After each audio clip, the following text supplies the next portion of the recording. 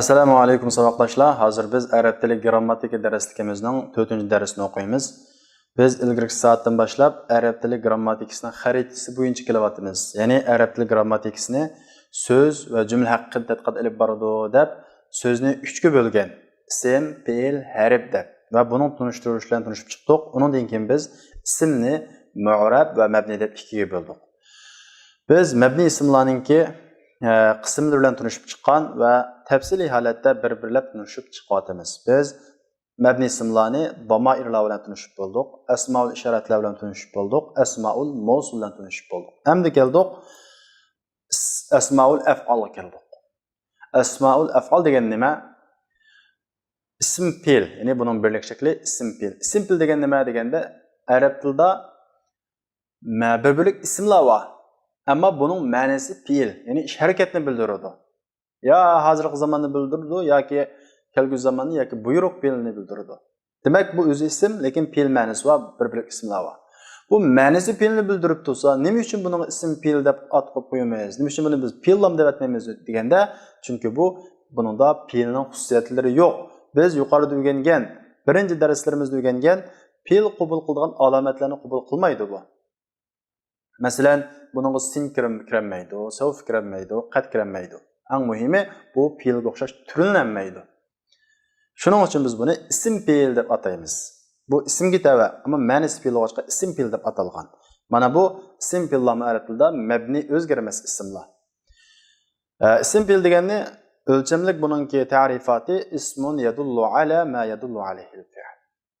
Ism fe'l deganimiz fe'l onunğa dalolat qilgan narsani dalolat qilgan narsa. Ya'ni fe'l bildirgan narsani bildiradigan narsa deydi. Endi bu ism fe'l qurilma jihatdan, tuzilish jihatdan bunda 3 turga bo'linadi. Ya'ni haysus sayaga, ya'ni qurilma jihatdan birinchisi murtajil. Murtajil. Endi murtajil degan qanday deganda bu asli shu so'z arab tiliga so'z bo'lgandan buyon bu ism fe'l. Ya'ni bu so'z tug'ilishidan buyon ism fe'l. Bunda so'z bo'lib qolsa, ya'ni bu ism fe'ldan boshqa shaklda ishlatilmaydi. Asli paydo bo'lishidan tortib bu ism fe'l sifatida ishlatilgan bo'lsa, bu murtajil ism fe'l bo'ladi. Masalan, hayhata, uffin, hayhata degan gap yiroq degan gap, yiroq bo'ldi degan gap, ba'uda degan ma'noda. Uffin degan gap to'ydim, bearam bo'ldim degan gap. Shuning amin mana bular aslidan paydo bo'lishdan bu ism fe'llar, ya'ni keyin yozib olgan ism fe'llar emas. Buni biz birinchi turi, ya'ni murtajil deymiz. Ikkinchi turi manqul, yo'tkelgan. Bu aslida ism fe'l emas, lekin buni biz boshqa bir ya harfi jar majrurdan yoki zarfdan yoki masdardan qanday qilgan yo'tkab akilib olgan. Yo'tkab akilib ism fe'l qilib ishlatilib olgan. Masalan, alayka deymiz. Biz buni ala va kafdan iborat jar majrurdan yo'tkab akilib ism fe'l qilib olgan. Bu alayka jar majrur. Bu şu sana degan ma'nosi bor. Assalomu alayka desak sana degan bo'ladi. Ammo biz buni ism fe'l ma'nosida ishlata olamiz. Masalan, alayka desa ilzim degan ma'nosi va lozim tut degan gap. Alayka solat desam namozni lozim tut. Alayka ta'am desam tamoq ye deganga o'xshash lozim tut degan ma'nosi bor. Mana bu shunga o'xshash bu manqul bo'ladi. Nimadan birinchi qismini yo'tkalgan jar majrurni yo'tkalib ism fe'l bo'lgan. Yoki bu zarfni yo'tkalgan bo'ladi. Masalan, amamak. Bu amama va kapdan iborat zarfdan qanday qilgan jar majrurlik zarfdan yo'tkalgan. Masalan, amamak deydi, arablarmi deydi. Va amamak desa jimtu degan gap. Oldin jimtu degan gap. Yoki masdarini yo'tkab akshirtimiz. Masalan, ruwaydak. Ruwaydak desak, bu asli fursat berish, vaqt berish degan bir masdar, ammo ruwaydak deb bu kab bilan qo'shilib ishlatilgan vaqtda bu masdardan yo'tkalgan ism fe'l bo'ldi. Buning ma'nosi ruwaydak desak, amhil uni vaqt va sana vaqt beri degan gap, vaqt ber degan gap. Ruwayda bo'lsa vaqt ba. Buyruq shaklidagi ma'nosi chiqadi. Ruwaydak bo'lsa uningga vaqt ba degan bo'ladi. Endi 3-xil turi ma'dul deymiz. Birincisi murtajil, aslidan ism fe'l, ikkinchisi manqul, biz yo'tkab akib ism fe'l qilib ishlatgan. Üçüncüsü ma'dul. Ya'ni ko'chirib akib ishlatgan. Bu manquldan qanday farq bor deganda, bu manqul bu biz yo'tkab akeldik. Bu shu ya'ni arablar yo'tkab akeldi. Shu bo'yicha muomala qilamiz. Endi shuni qiyos qilib turib biz manqul ism fe'llarga qiyos qilib turib, ya'ni shuni o'lcham qilib turib o'zimiz xohlagancha yasamaymiz. Arablar shunday yasab ekan, ammo bu unda xohlagancha buni qoida qilib turib, asos qilib turib yasag'ilib bo'lmaydi. Ammo ma'dul nuchu desa, bu bir qiyosiy, ya'ni qoidaviy mushu xil o'lcham qilib turib o'zimiz xohlagan arablar demagan so'zlarni akelib qana qila olamiz, yasay olamiz. Ya'ni faal o'lchamiga asosan yo'tkab akelamiz.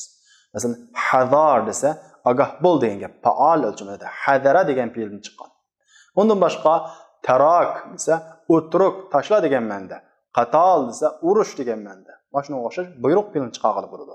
Bu faal bir o'lcham, ism fe'l yasashning bir o'lchami.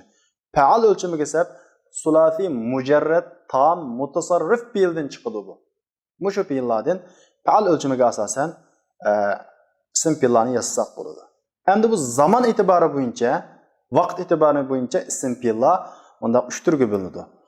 Mazi ma'nosini bildiradigan ism fe'llar bor. Masalan, hayhata bu ba'uda degan ma'noda, yiroq bo'ldi, qarama o'tgan zaman.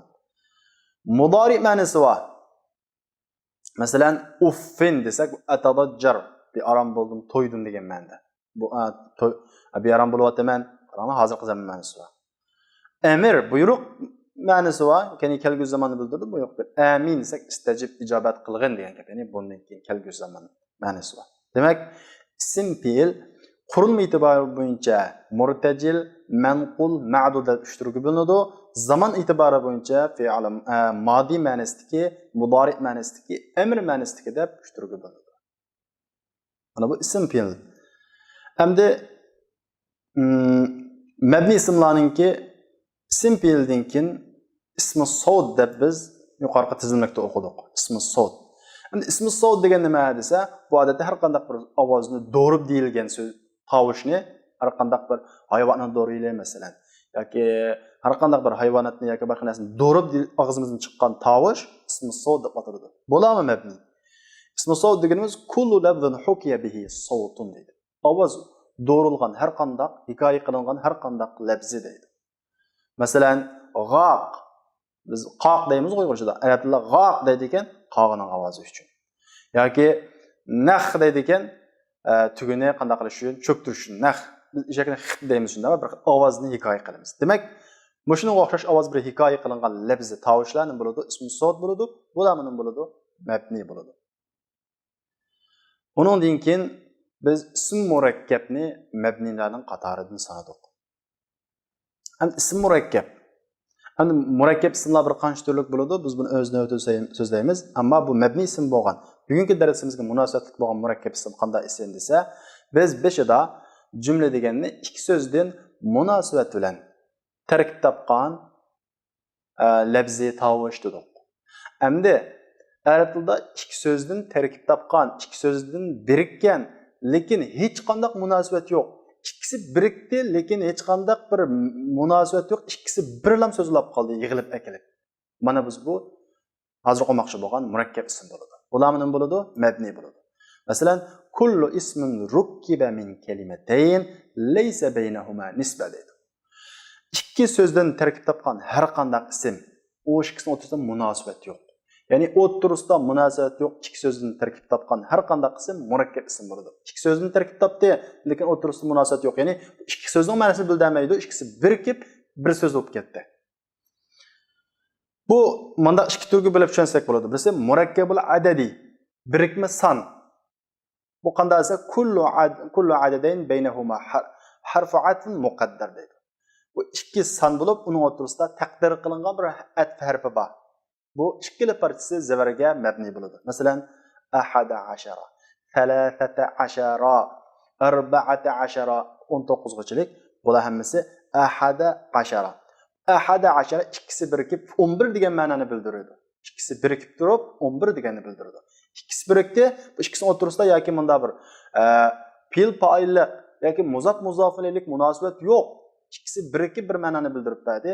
Mana bu ism murakkab bo'ladi. Buning bo'ladi, ikkilisi zavarga mabni bo'ladi. Bir misollar. Ikkinchisi murakkab ism g'ayri alam. murakkab ism lekin xos ism emas. Ya'ni bir şeylarninki xos ism emas. Bunun ikkili parchasi mo zivarga mabni bo'ladi. Masalan, sabah masa. Men atdigan kechda televizor ko'raman. Men atdigan kechda bozorga boraman degandiki, sabah masa, atdigan kech. İkisi ayrım-ayrım kelsa bilak gap bu. Ama ikkisi birikib turib, atdigan kech degan so'zni bildirib beradi. Atdigan kech degan bir so'zni bildirib beradi. Bu mo ikkilisinin bo'ladi zivarga mabni. Endi mushundaq birikkan ismlardan yuqoridagi ahada ashara birikib turib bir sonni bildirib beradi. Sabah masa ikkisi birikib turib bir atdigan kech degan bir vaqt ravishini bildirib beradi. Ammo ba'zi ismlar ikkisi birikib turib xos ism bo'lib qolgan. Ya o'rinning xos ismi bo'lib qolgan yoki bir shaxsning xos ismi bo'lib qolgan. İza kana al-ismu al-murakkab alaman, agar bu murakkab birikkan ism xos ism bo'lib qolsa, yubna juz'ul awwal ala al-fatha. Quruladi, ya'ni mabni bo'ladi. Birinchi parchasi zivarga mabni bo'ladi. Va ikkinchi parchasi g'ayri munsarifning i'robi beriladi. Ya'ni zir o'qiladigan yerda zivar o'qiladi, tanvin kirmaydi deydi. Masalan, safartu ila ba'li Bakka. Bu yerdagi maqsad ba'li Bakka. Bu ba'la boshqa gap, Bakka boshqa gap. Ammo bu ba'li Bakka degan ikki so'z birikib turib, bir shaharning ismi bo'lib qoldi. Demak, bir shaharning ismiga ikki so'z birikib turib qo'yilib qoldi. Demak, bu xossim bo'ldi, shu shaharga xossim bo'ldi. Mana shuningdek murakkab ism xossim bo'lib qolsa, buning ba'la Bakkadagi ba'la degandagi birinchi parchasi zivarga mabni bo'ladi, ikkinchi parchasi shu g'ayri munsarifninki i'rob beriladi. Ya'ni zir o'qiladigan yerda nima o'qiladi? Zivar o'qiladi deymiz. Endi idza kana al-ismu murakkab alaman. Endi murakkab ism alam bo'lsa va ikkinchi parchasi vajuz'u thani minhu kalimatu vih. Agar ikkinchi parchasi uningdan vih bo'lgan bo'lsa, ikkisi birga bir alam bo'ldi, lekin ikkinchi parchasi vih ekan, vih degan so'z ekan. Bunda bo'lib qolsa yubna alal kasri. İkinci parçası zirga mabni bo'ladi. Birinchisi zivarga mabni bo'ladi. Masalan, sibawayh. Tamam? Arada veh. Siba boshqa gap, veh boshqa gap. İkisi birikib turib, bir grammatik shunos olimiga bir ism bo'ldi bu, xos ism bo'ldi. Bu bir grammatik shunosning ismi. Bunda bir odamga ism bo'lib qolgan vaqtda oxirida veh bo'lib qolsa, birinchi parchasi zivarga, ikkinchi parchasi zirga mabni bo'ladi. Agar murakkab ism xos ism bo'lib, oxiri veh bo'lmasa, birinchi parchasi zivarga, ikkinchi parchasi g'ayri munsarifning i'robi beriladi. Ya'ni zirlik o'qish to'g'ri kelgan zivar o'qiladi, tanvin kirmaydi. Endi uningdan keyingi mabni ism kinoya. Endi arab tilida kinoya mabni ism ketadi. Endi kinoya degan nima deganda, bu kinoya deganimiz arab tilidagi tunishtirilishi har qanday uqumsiz san yoki uqumsiz gapni bildirgan ism kinoya bo'ladi. Masalan, ismun yadullu ala adadin mubham aw hadithun mubham deydi. Uqumsiz songa yoki uqumsiz so'zni bildirgan ism. Masalan, kamil istifhamiya, masalan, kam kitoban indak. Sening qashanda qancha kitob bor? Qancha degandagi kam degan qancha. Demak, bu qancha degan so'zni bildiradi, lekin bu uqumsiz so'z. Demak, bu yerda kamil istifhamiya nima bo'ldi? Kinoya bo'ldi. Kamil xabariya ham shuningdek kinoyaning qatoridan. Masalan, kam kitobin qara'tu. Kamil istifhamiya degan savol so'rash qo'shimchasi, ya'ni qancha deganni bildiradi. Kamil xabariya nurg'un degan ma'nosi bor. Masalan, kam kitobin qara'tu bo'lsa, nurg'un kitob o'qidim. Biz kamil istifhamiya bilan kamil xabariyani tuanda tafsiliy so'zlaymiz. Masalan, men bu sonni bildiramisin, so'zni bildirib qolsam-u kinoya bo'ldi. Masalan, kaza desak, mushta degan gap, mushta degan gap, oshta qildi deymiz. Oshta degan gap qumsiz so'z. Buning bildiradi kinoya bo'ldi. Masalan, kaza degan gap, mushta degan gap. Malaktu kaza kitoban. Men munda kitoblarga ega bo'ldim desam, masalan, bu munda degan gap qumsiz so'z. Mana bu qumsiz so'zga, qumsiz sonni bildirgan so'z ismlar arab tilida kinoya bo'ladi. Shundaqla bu mabni o'zgarmas ismlarning qatoridan. Buna kaza. Endi biz kinoya bilan tanishib bo'ldik. Endi bu yerda kamning gapi chiqib qoldi. Arab tilida kamni bundaq cho'ng ikki turga bilib so'zlaydi. Kamni ikki turga bilib. Birinchisi kamul istifhamiya. Bu biz burunda o'rganib kelgan kam, ya'ni qancha. Kam kitobani indak, sana qachon qancha kitob bor? kam riyalan indak, sizning qashingda qancha riyal bor deganga o'xshash. Hamda yana birisi kamil xabariya. Biz old bilan kamil istifhamiyani bir tushunib o'taylik. Kamil istifhamiya hamda biz buning alomati, biz buni tushunamiz. Buning qanday alomati bor deganda yustafhamu biha an adadin majhul. Uning bilan uqumsiz sondan savol so'raladi. Masalan, kam kitaban indak. Sizning qashingda qancha kitob bor? Ya'ni sondan savol so'radik. Bu birinchi alomati. Ikkinchi alomati javobga ehtiyojli. Cho'qim men so'radim, siz bunga javob berishingiz kerak. Sizning qashingda qancha kitob bor desam, ya 10 kitob bor, ya 20 kitob bor deb javob berishingiz kerak. Demak, bu bir javobga ehtiyojli. Bu ikkinchi xil alomati. Uchinchi xil alomati bu jumlaning beshida keladi. Bu xabariya ham shunday keladi, lekin bu shu jumlaning beshida keladi. Endi bu kamdan keyin kelgan tamiz deymiz. Bu kamninki kam desam qancha, nimadan qancha uqumsiz shunday, endi buni ozroq izohlab beradigan bir so'z keldi. Buni biz tamiz deb ataymiz. Bu kamdan keyin keladigan bu tamizi, ya'ni aniqlig'uchisi, bir oz ro'shanlashtirib berguvchisi, ya'ni tamizi qanday o'qiladi deganda kamil istifhomiyaning tamizi tamizuha mufrad mansub bil fatha. Birlik holatda zvar o'qiladi. Masalan, kam kitoban indak, kam malan indak, kam lira, kam riyalan indak deganga o'xshash birlik holatda zvar o'qiladi. Kam taliban deganga o'xshash. Bu kamil istifhomiyaning alomati va uning tamizininki holi. Masalan, kam kitoban indak deganga o'xshash. Ham kamil xabariyachi desa, kamil xabariyaninki savol so'maydi. Bu faqat ko'p degan ma'nosi bor.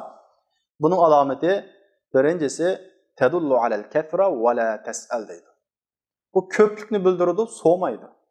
So'maydi. Bu qancha degan ma'nosi chiqmaydi buningki. Nurg'un degan ma'nosi chiqadi. Bu javobga ehtiyojli emas. Masalan, kam kitobin qara'tu desam, nurg'un kitob o'qidim degan bo'ladi. Men nurg'un kitob o'qiganligini deb berdim, lekin buning qarta javob qaytarmaydi, qaytarishga ehtiyojli emas. Uchinchi xil alomati bu jumlaning beshida keladi. Endi buning tamizi qanday bo'ladi? Kamil istifhomiyaning tamizi birlik zvar o'qiladi ekan. Kamil xabariyaning tamizi shu desa, uning tamizi birlik kasm bo'ladi yoki izofat bilan zir holatda ko'plik kasm bo'ladi yoki min harfi jar bilan zir holatda kasm bo'ladi. Faqat masalan birlik kasm bo'ladi. Masalan, kam kitobin qara'tu. Kam kitobin. Demak, bu zir o'qil, davom zir o'qiladi tamizi. Birlik kasmi bo'ladi yoki ko'plik kasmi bo'ladi. Kam kutubin qara'tu. Nurg'un kitoblarni o'qidim deb. İzofat bilan zir o'simi bo'ladi bu. İzofat bilan zir o'simi bo'ladi. Masalan, buning misoli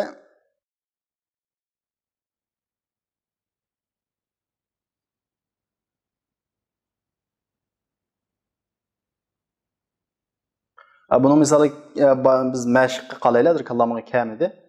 Kam min shuhada masalan minna kelib turib zir qilsaq ham bo'ldi. İzofat bilan zir qilsaq ham bo'ldi. Minna kelib turib muncha izofat qilsaq ham bo'ldi. Masalan, kam min shuhada in fil janna, jannatda nurg'ulg'an shahidlar bor degan bo'ladi. Demak, bu xabariyaning kami tamizi zir o'qiladi. Birlik kasm bo'ladi va shu ko'plik kasmi bo'ladi. Ammo ko'plik kelgan vaqtida bu min bilan, masalan, kam min kutubin qara'tu bo'lishi kerak. Kam min kutubin. Birlik kelgan vaqtda min kamsin bo'ladi. Masalan, kam kitobinda.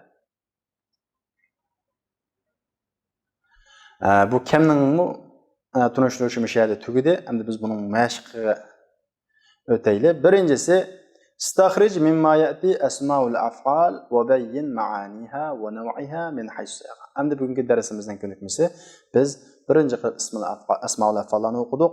Endi bu tekstning bu mashqning talabi tuandagi asmaul af'allarni chiqiring va uning ma'nosini bayon qiling va turini bayon qiling. Min haysus sayag'ati. Qurilma jihatdan turni bayon qilamiz. Biz buni qurilma jihatdan, vaqt jihatdan 3 ga bo'lgan. Qurilma jihatdan 3 ga bo'lgan.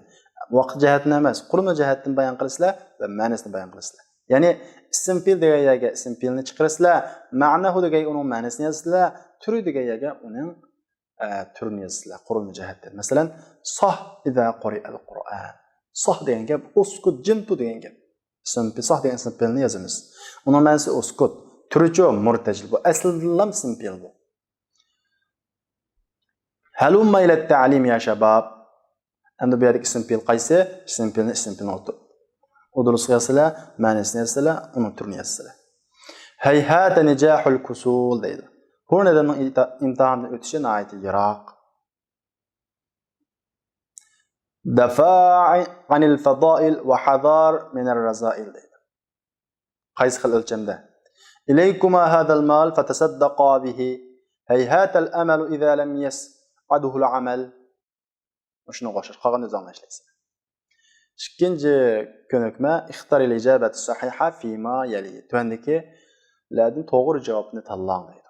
Darab bu ism fe'l. Shundaqo, qaysi turidan qurilma jihatda? Bu ma'dulmi, manqulmi, murtajilmi? Qaysi bo'lsa shuni tanlaysizlar. G'aq, nah, ism fe'l mo, kinoyimi yoki ism so'tmi? Buni ayiraysizlar. Qaysi bo'lsa shuni bilib qo'yinglar.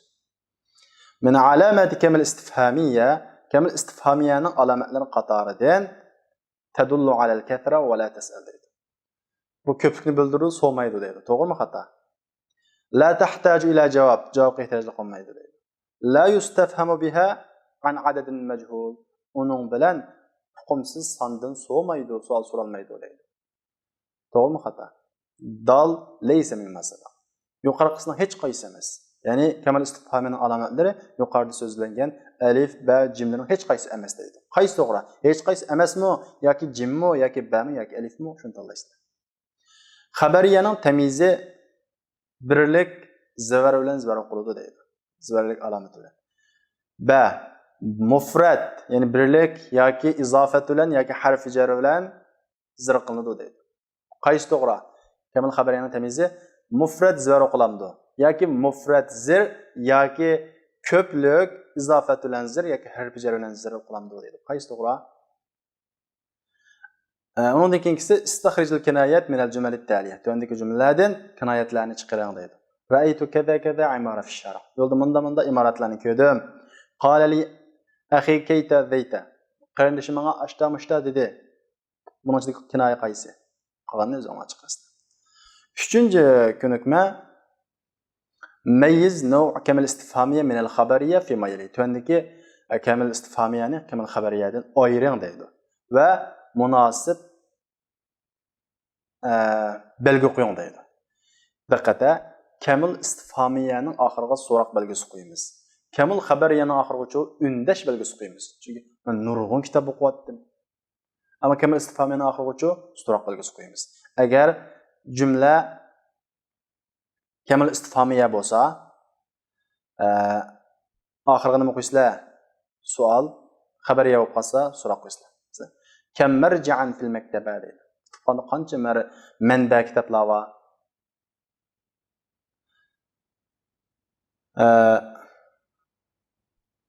Yoki kitobxonning qancha chiqish ig'izi bor deb qancha chiqish ig'izi bor. Kam duwalin harrarat nafsaha min al-adu deydi. Qaranglar. Ne deymiz? Tarjimasidan chiqib qoldi bu. Nurg'un davlatlar o'zini dushmandan ozod qildi deydi. Qaranglar, bu nurg'un degan ma'nosi chiqdi. Shu bo'yicha o'zingizlarni ayiringlar.